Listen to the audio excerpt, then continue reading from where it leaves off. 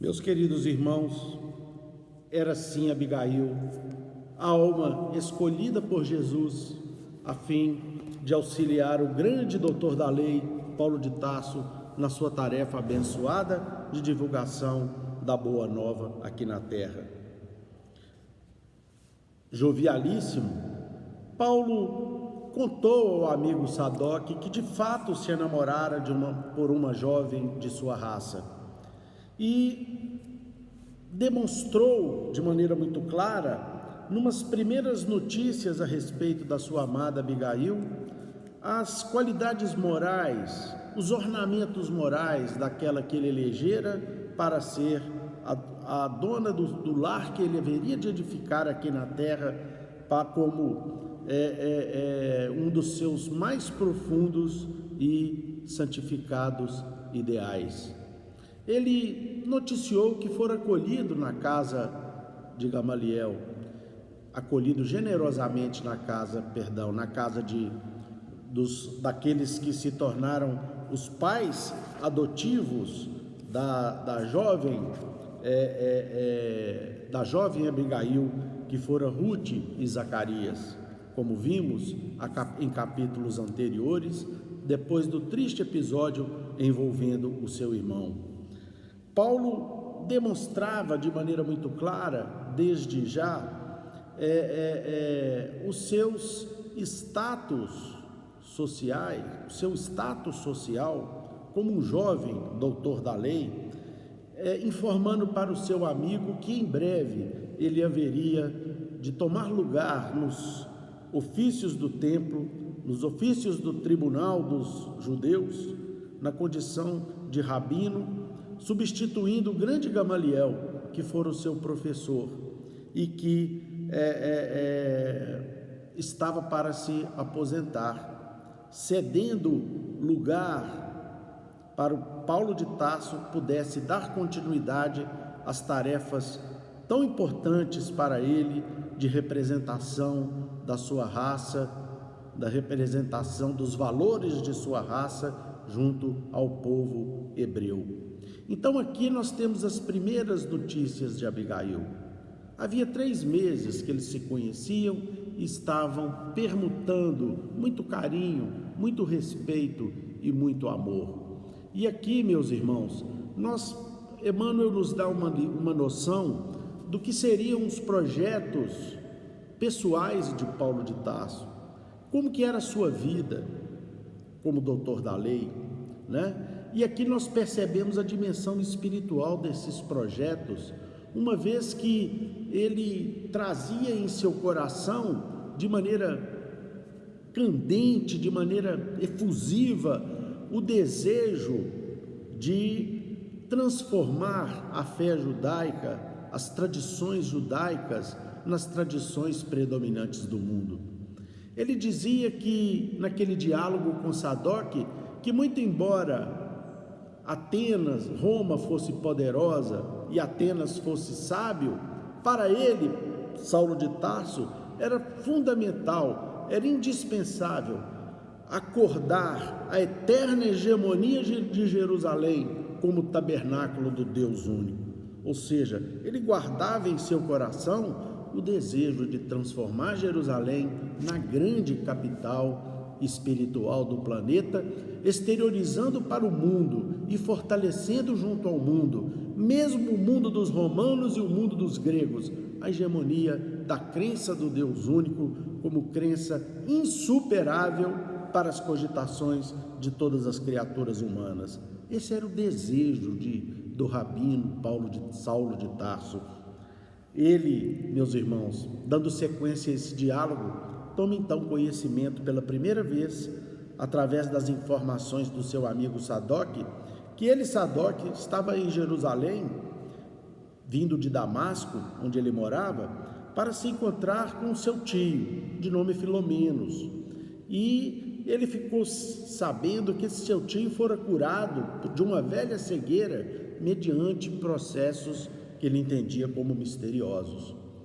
E perguntou a Saulo se ele já ouvira falar dos homens do caminho.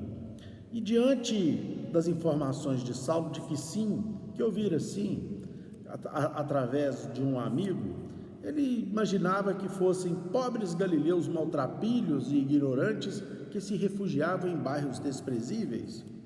E aí então Sadoc lhe dá uma informação que enche o coração de Paulo de sentimentos díspares, de sentimentos contrários às leis de Deus, e dizendo para Saulo que um homem chamado Estevão, portador de virtudes sobrenaturais, no dizer do povo, havia devolvido a vista de seu filho para o assombro geral de muita gente. E aí Saulo pergunta de maneira muito admirada, como que isso poderia existir, né? Como que o tio dele poderia ter se submetido a experiências tão sórdidas, né? E que ele, Saulo, já havia trocado ideias com seu mestre Gamaliel, no sentido de reprimir essas atividades perniciosas. No entanto, Gamaliel havia advertido que ele tivesse tolerância, que ele tivesse calma na lida com essas pessoas. E aí então ele ouve de Sadoc que esses homens do caminho não se limitavam apenas a curar, mas que também haviam arrebanhado muitos estudiosos aos novos princípios que de alguma maneira contrariavam a lei de Israel. Mas aí Saulo indaga, mas isso não é obra de um galileu, de um carpinteiro galileu, sem cultura, que criou esse movimento? O que nós poderíamos esperar da Galileia a não ser peixes e hortaliças, né?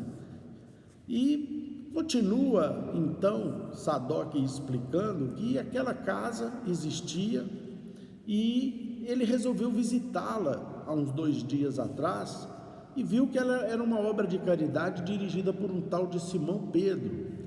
E disse a Saulo que era uma instituição estranha, que não deixava de ser extraordinária, porque congregava ali doentes, recebiam leprosos, velhos que recobravam saúde, desprotegidos da sorte, crianças abandonadas, mulheres infelizes, e os doentes ficavam todos ali agasalhados juntos desses homens que se diziam os homens do caminho e que agiam, segundo Sadoc, dessa forma incompreensível.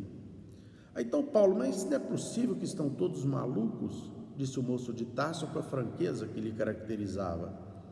E aí então o Sadoc diz que havia ali um aviltamento dos princípios da lei e que seria importante que Saulo, portador das prerrogativas legais que ele já possuía como um doutor da lei, já influente, embora jovem, junto ao Sinédrio, que ele executasse as providências no sentido de reprimir aquele movimento, de impedir que aquilo ali efetivamente tivesse sequência. E Saulo então imediatamente promete que ele iria tratar desse assunto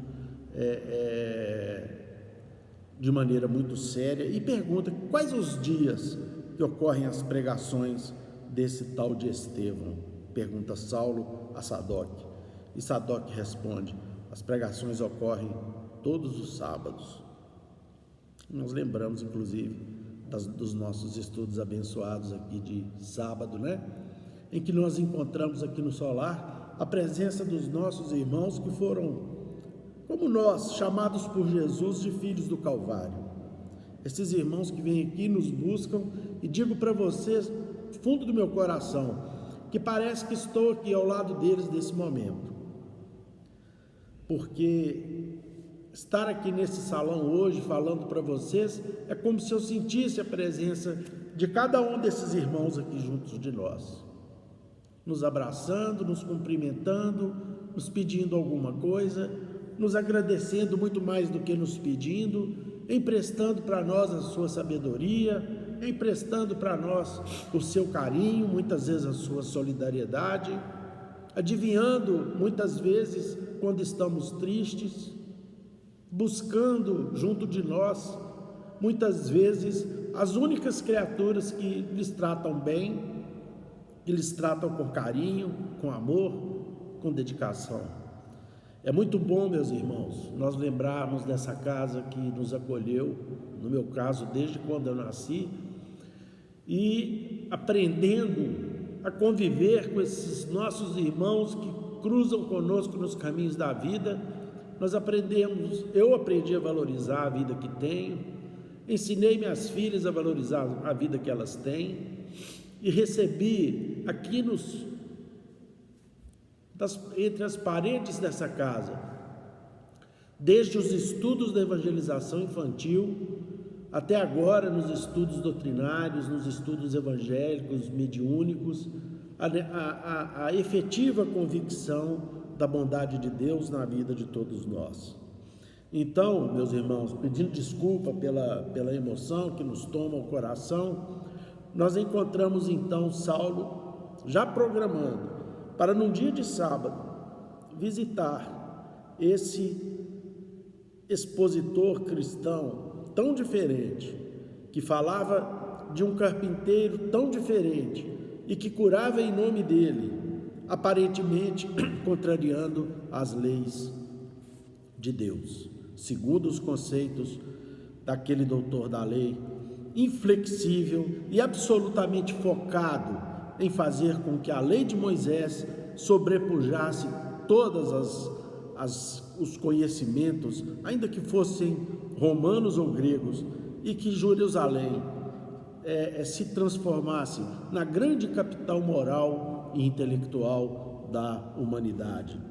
Então, meus prezados, terminado aquele diálogo, eis que aquele jovem pega a sua biga, já no cair da tarde, ainda com o sol acima do horizonte, e se dirige a Jope, uma bela, aprazível cidade portuária, cercada de verdes, diferente de Jerusalém, que estava incrustada ali numa superfície árida e calorenta, e conduzindo a sua biga por 65 quilômetros, que é a distância entre Jope e Jerusalém. Eis então que ele chega naquela aprazível propriedade que rodeavam a cidade de Jerusalém e que tinha uma condição favorável ao cultivo das hortaliças, das flores, das plantas, das verduras que eram levadas, e de animais, né? Como vacas, porcos, galinhas, que eram levadas à venda no mercado de Jerusalém e, portanto, muito apreciadas pela grande metrópole daquele tempo. Era exatamente a casa de Ruth e Zacarias, aquele casal que abrigou Abigail lá na cidade de Corinto e que, temerosos de seu próprio futuro, foram para a Judéia e se aportaram ali em Jope, e com o auxílio de um romano rico e amigo de Zacarias, recebeu um empréstimo desse romano e constituiu ali uma propriedade da qual ele retirou o sustento de sua família.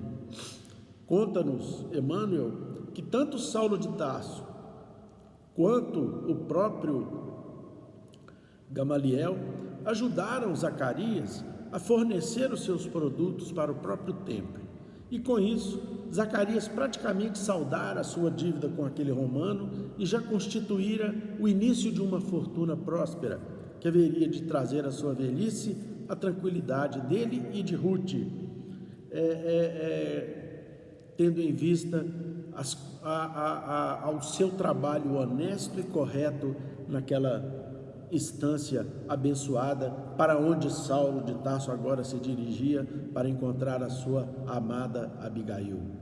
E aí então, meus irmãos, nós vamos ver como que Abigail era vista por Saulo de Tarso. Era a irmã de Gesiel, ou a irmã de Gesiel, Estevão, parecia haver refundido a delicadeza dos traços feminis, ou seja, ela era um misto de delicadeza e formosura. E essa delicadeza e a formosura, ela foi forjada em razão dos sofrimentos que ela experimentou já jovenzinha. A gracilidade do seu semblante e o negrume dos seus olhos haviam se hermanado a um véu de formosa tristeza. que a envolvera toda a partir daqueles dias trágicos e lúgubres passados em Corinto. Então, Saulo de Tarso se apaixonou perdidamente por ela. Via nela o amor da sua vida, né? Via nela aquela criatura que Deus lhe preparara para viver com ele os seus sonhos de um jovem cheio de ideais para a sua raça, mas também cheio de amor no coração, né? E Saulo era visto por Abigail como criatura que não tinha arroubos, né? Olha a personalidade tratada por Emmanuel de Saulo de Tarso. Saulo não tinha aqueles arroubos de excessivo sentimentalismo, né? Não tinha aquelas imensas efusões de carinho sem significação, mas Abigail compreendera-lhe o espírito nobre e leal que um profundo sentimento de autodomínio assinalava. Então Paulo era um homem severo. Saulo de Tarso era uma criatura cujo autodomínio era um traço de sua personalidade inexpugnável. E Abigail estava certa que entendia as suas aspirações mais íntimas, os seus sonhos grandiosos da raça que lhe empolgavam a sua mocidade. Ela tinha uma sublime atração que a impelia para aquele jovem sábio, voluntarioso, mas extremamente sincero. Às vezes, ele lhe parecia áspero e enérgico em demasia. Suas concepções da lei não admitiam meio-termos. Sabia ordenar e desagradava-lhe qualquer expressão de desobediência aos seus propósitos. Aqueles meses de convívio quase diário davam-lhe a conhecer o seu temperamento indômito e inquieto, a par de um coração eminentemente generoso, em que uma fonte de ignorada ternura se retraía em abismais profundezas. Que conceito fantástico a respeito da personalidade de Saulo de Tarso, né? Então, Abigail, meus irmãos, foi um anjo convocado por Jesus para auxiliar Paulo de Tarso, para dominar esse lado severo, extremamente indômito que ele possuía. Abigail talhou o seu coração, retirando dele, como se retira de um diamante bruto as sujidades, as asperezas da pedra, e transformou aquele coração no grande e inesgotável manancial de amor por Jesus que ele houve de fazer com que transbordasse para o mundo inteiro. Então, meus prezados irmãos, Abigail certamente era a alma gêmea de Paulo de Tarso, que teve uma reencarnação breve, mas luminosa aqui na terra, pois precisava reencontrar o doutor da lei, a fim de auxiliá-lo no seu processo de conversão e posteriormente no mundo espiritual, como veremos a seguir nos capítulos adiante, auxiliá-lo na tarefa grandiosa que Jesus lhe confiaria.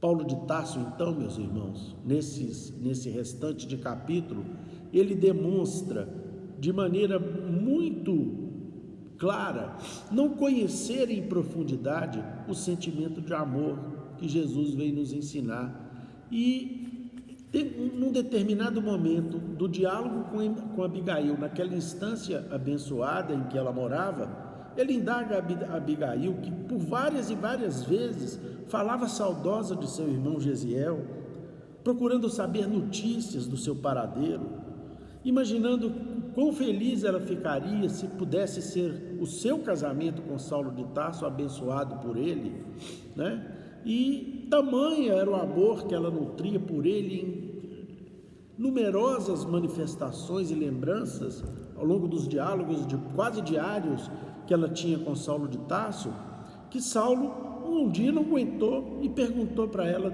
afinal, Abigail, amarias mais o teu irmão do que a mim? Vejam que a noção de Saulo de Tarso a respeito do amor ainda estava limitada dentro de seu coração. Ela então lhe dá uma lição que é uma lição que serve para todos nós, respondendo a ele: que dizes, Saulo? Exclamou, compreendendo inclusive a delicadeza da pergunta. Entendes o meu coração fraterno, e isso me exime de mais amplas explicações.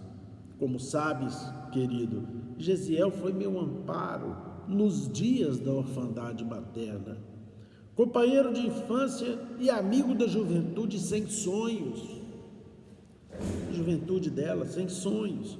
Foi sempre o irmão carinhoso que me ensinou a soletrar os mandamentos, a cantar os salmos de mãos postas, livrando-me das veredas do mal, inclinando-me ao bem e à virtude.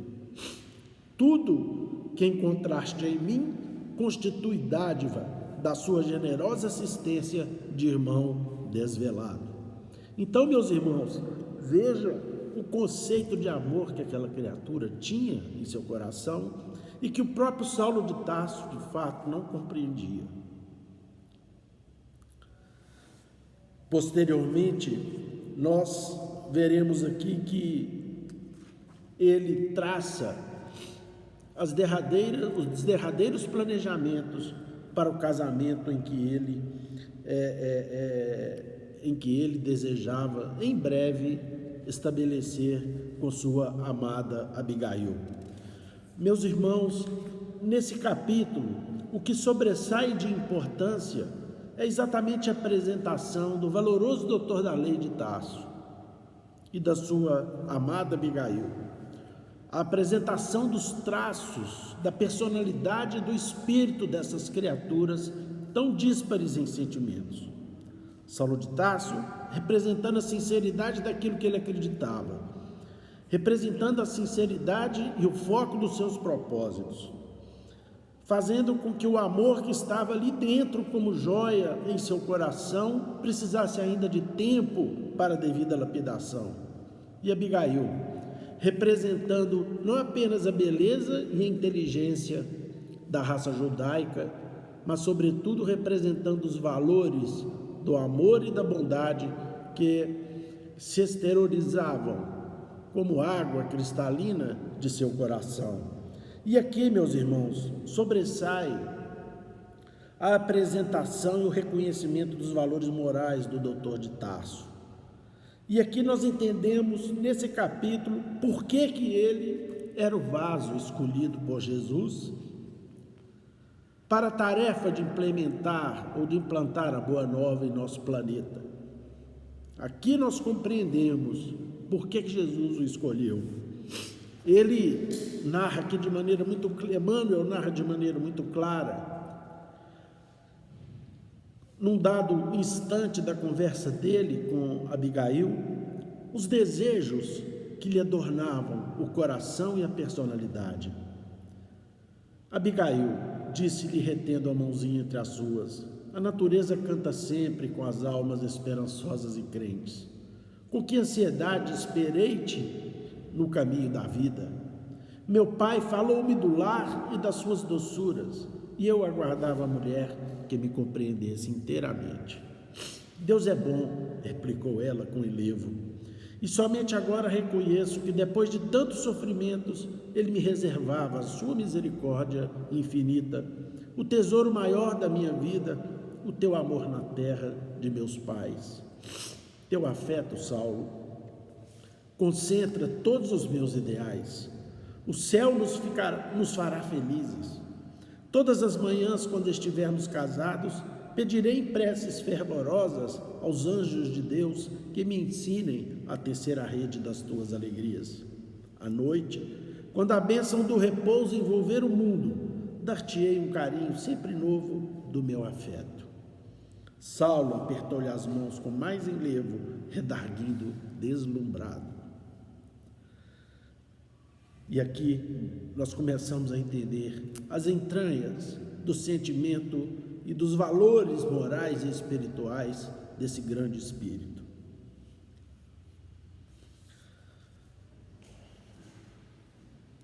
Dar-te-ei por minha vez meu coração dedicado e sincero. Abigail, meu espírito estava possuído somente de amor à lei e a meus pais. Minha mocidade tem sido muito inquieta, mas pura.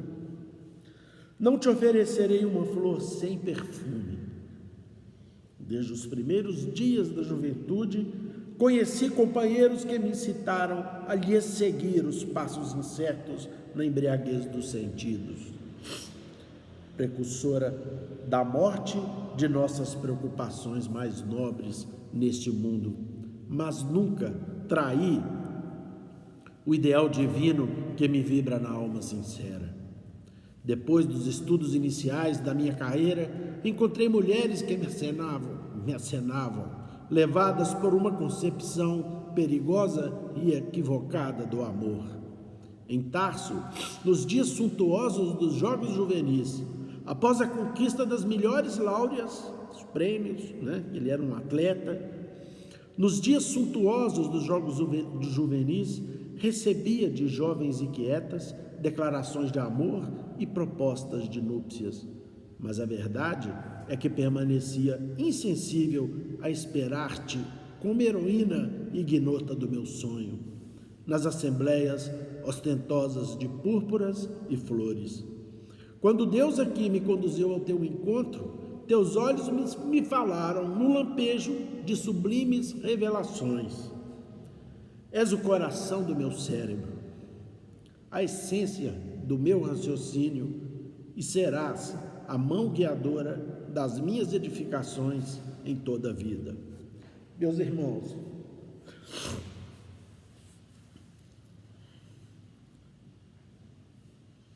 eu peço mil desculpas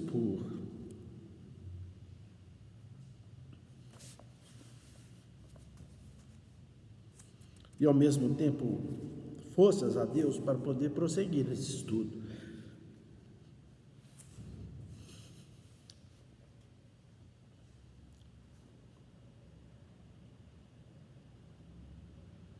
Essa obra, ela mexe com todos nós, mas mexe comigo em especial por algum motivo que se prende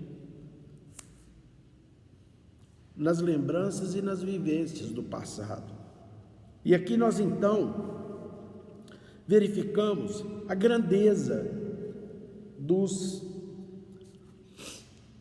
valores morais dessa criatura chamada Paulo de Tarso, que foi escolhida pessoalmente pelo Cristo, pela força, pelos seus dotes morais, pela franqueza de sua alma e pela sinceridade de seu coração, para dar sequência à divulgação da Boa Nova no mundo em todo.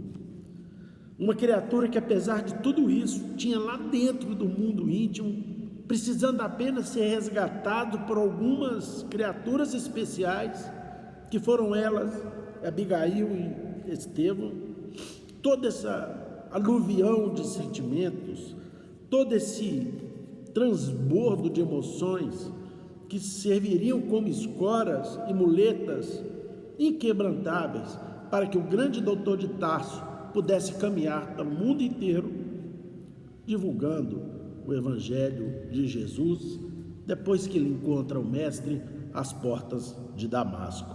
Aqui, nesse capítulo, nós vemos então a apresentação dessa criatura abençoada, que relevava a figura da sua esposa não como uma escrava que haveria de cumprir-lhe os desejos absurdos de varão predominante do seu tempo, mas via na sua esposa o amor da sua vida, a estrela do seu céu, aquela que haveria de ser a essência, os sentimentos da sua inteligência, que guiaria sua vida para os caminhos da correção de conduta e que haveria de aplacar tudo aquilo que de ruim ele ainda trouxesse dentro de si, encaminhando para o caminho verdadeiro do amor. Era assim que ele via a vida, os valores verdadeiros, os valores do lar, mostrando que a vida do lar é a vida de Deus. E ele trazia isso desde a sua meninice, desde a sua juventude, colocando-se como uma criatura que se tornou pura desde então, esperando que um dia o Pai, no qual ele acreditava, não apenas como o Senhor dos exércitos e o Senhor da vida, mas como um Pai que também lhe trazia as boas situações do mundo, lhe trouxesse aquela que ele amaria para o resto de sua vida.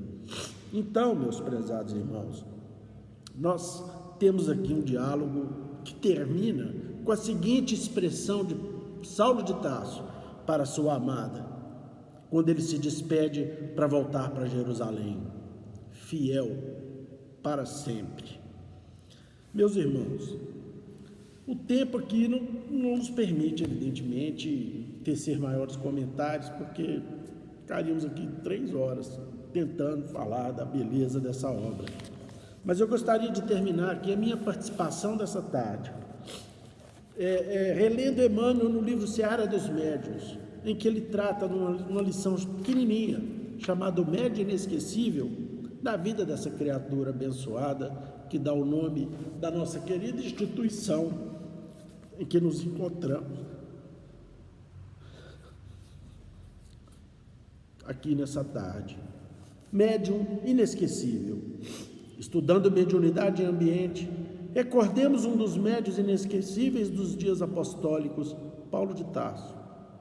Em torno dele, tudo era contra a luz do Evangelho.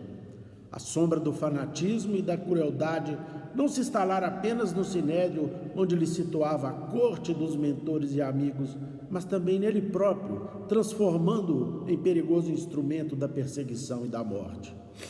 Feria, humilhava e injuriava a todos os que não pensassem pelos princípios que lhe norteavam a ação. Mas desabrocha-lhe a mediunidade inesperadamente. Vê Jesus redivivo e escuta-lhe a voz. Aterrado, reconhece os enganos em que vivera. Entretanto, não perde tempo em lamentações inúteis, não sucumbe desesperado, não se confia volúpia da autocondenação, não foge à luta pela renovação íntima. Percebe que não pode recolher de pronto a simpatia da família espiritual de Jesus, mas não se sente fracassado por isso.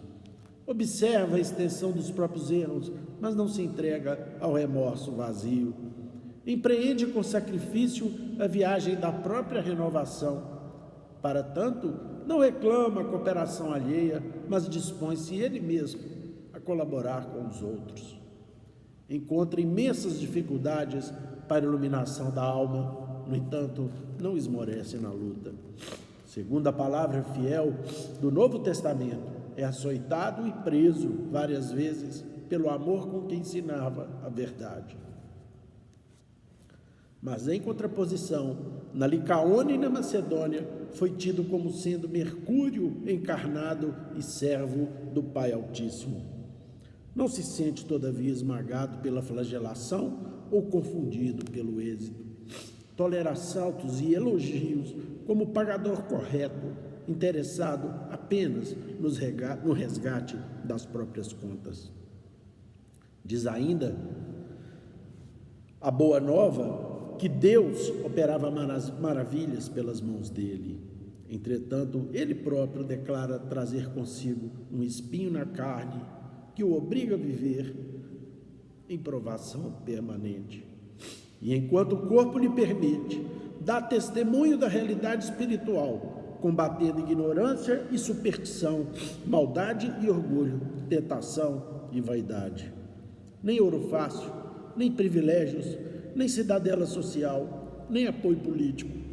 Ele e o tear que o ajudava a sustentar-se ficaram, através dos séculos, como símbolo perfeito de influência pessoal e meio adverso, ensinando-nos a todos, principalmente a nós outros, encarnados e desencarnados de todos os tempos, que podemos pedir orientação, falar em orientação, examinar os sistemas de orientação, mas que, acima de tudo, precisamos ser a própria orientação em nós mesmos. Que Jesus nos abençoe, meus irmãos. Perdoe-me por ter passado do tempo. Nós vamos encerrar nossa reunião dessa tarde, elevando os pensamentos a Jesus, nosso Mestre amado. agradecendo as bênçãos do encontro ou do reencontro dos nossos amigos aqui, amigos espirituais nessa tarde de hoje. Que amparando, Senhor, esta casa de oração, estudo e trabalho, para que ela permaneça sempre fiel aos vossos ensinos. Ajuda-nos, Senhor, a nos transformarmos em criaturas melhores, mais coerentes, mais sinceras, focadas no objetivo único que é a nossa renovação no planeta. Auxilia, Jesus, os que sofrem, os que se encontram hospitalizados, os que se encontram doentes, os necessitados de toda sorte. Ampare, Senhor, as crianças que perambulam pelas ruas sem lar. Auxilia a todos aqueles que se encontram tristes e oprimidos.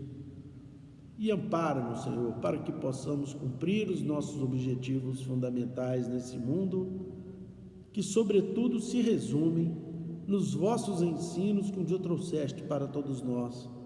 Amai-vos uns aos outros. Pai nosso que estais nos céus, santificado seja o vosso santo nome. Venha a nós o vosso reino, seja feita a vossa vontade, aqui na terra como em todo o universo. O pão nosso de cada dia nos dai hoje. Perdoai as nossas ofensas, assim como perdoamos a quem nos tem ofendido. Não nos deixeis cair em novas faltas, livrai-nos, Senhor, de todo mal, pois que vossos são o reino, o poder, a majestade e a glória, para todos sempre, que assim seja. Em nome de Deus, de Jesus, nosso mestre amado, de Paulo de Tarso, patrono da nossa casa de oração, estudo e trabalho, dos nossos amigos e benfeitores espirituais, nós estamos encerrando os nossos estudos sobre o livro Paulo Estevão nesta tarde, da santa e bendita paz do Senhor, que assim seja.